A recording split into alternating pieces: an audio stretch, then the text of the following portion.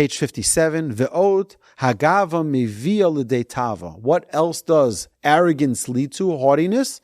It leads to another terrible trait of uncontrollable desires and urges. I want. All types of desires. Because he feels like he's so great in his own eyes. So now I deserve everything. I can get whatever I want. And someone who has uncontrollable desires, it's a terrible, terrible trait. Of all the traits, it's one of the worst. Because this will lead him to say, okay, I have to dress myself with expensive clothes, and to build a massive mansion, and only eat in the finest restaurants, because this person who's arrogant, he doesn't want the simple stuff. He wants only the top tier of pleasures. And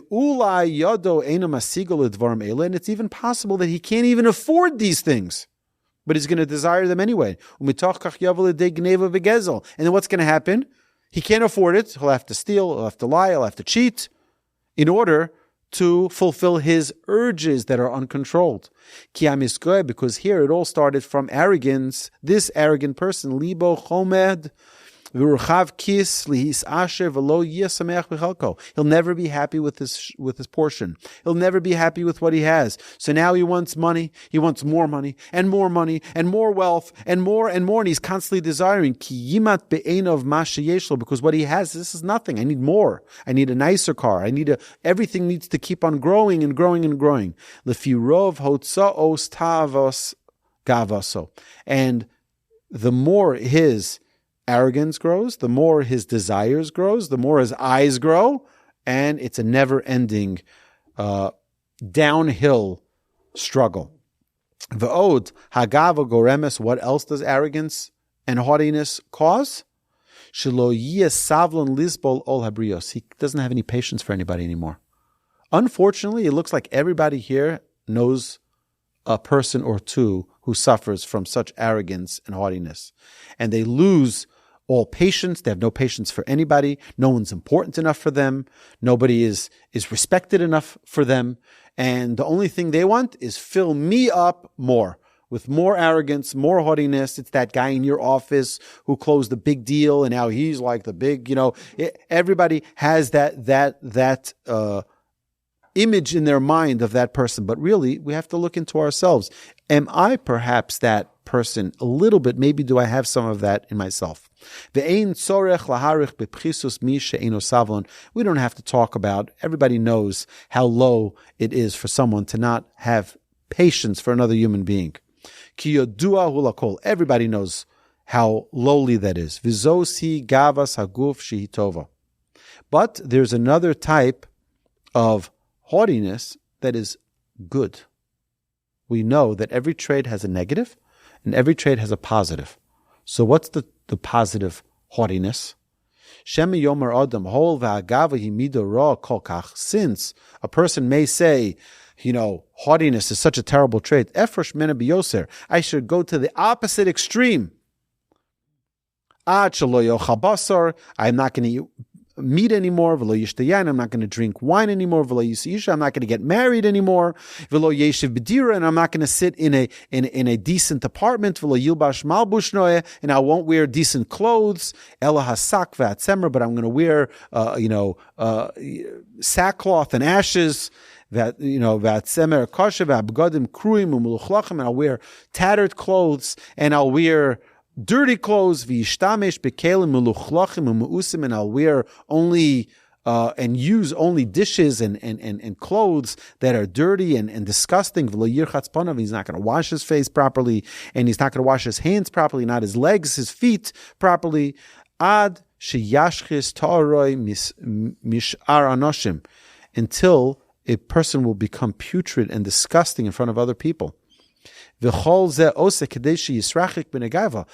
of this he's doing, why? To be on the opposite extreme from arrogance. Oh, I don't want to be arrogant. I'm going to be so humble that I'm going to be repulsive to other people. That's not either right. Hamehalech b'derech zeh nikra chote, someone who goes in such a path is considered a sinner. Shaharei hu omer benazir, like we learned in the verse talking about, in Numbers, talking about the Nazarite. V'chiper olav me'asher chota al hanefesh. And he shall make atonement for himself for sinning against his soul. Amr Chacham, our sages said, Im Nazir shelo parash elamin hayayin. What is this Nazarite? What did he exclude himself from? Only from wine. He's considered a sinner. Nikra chote. Hamoneh atzmo min kol davar alachas kama v'kama. Here, this person is adding one thing on the next to just remove himself from this, quote, haughtiness or arrogance. Even more so, he's considered a sinner. And he has to bring, by the way, an offering. The Nazir was trying to be holy, but you limited yourself. God gave you pleasures to enjoy in this world with balance, with measure, and you went overboard on that. You have to bring an offering.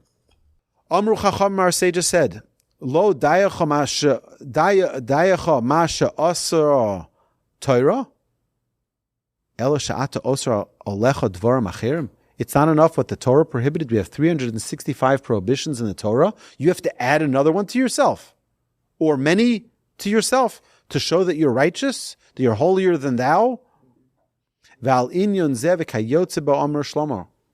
And as such, we see in King Solomon, don't be overly righteous. Don't make yourself so.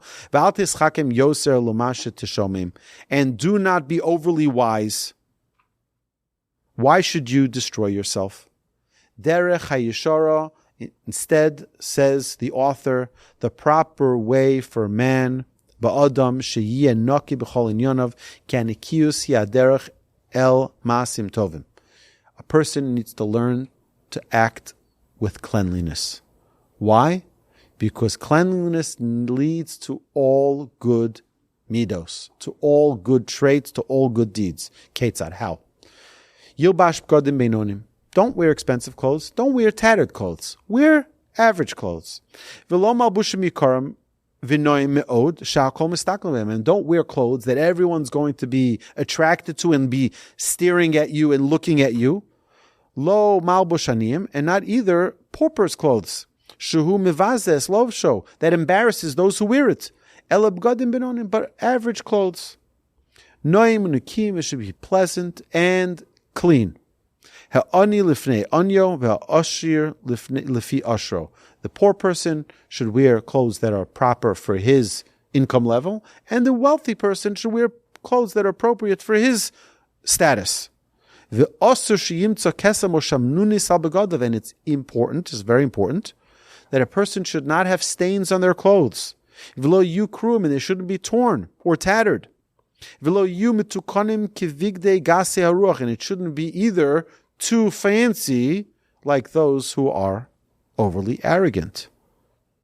We see here that there's a balance that is required for us to act in the proper way.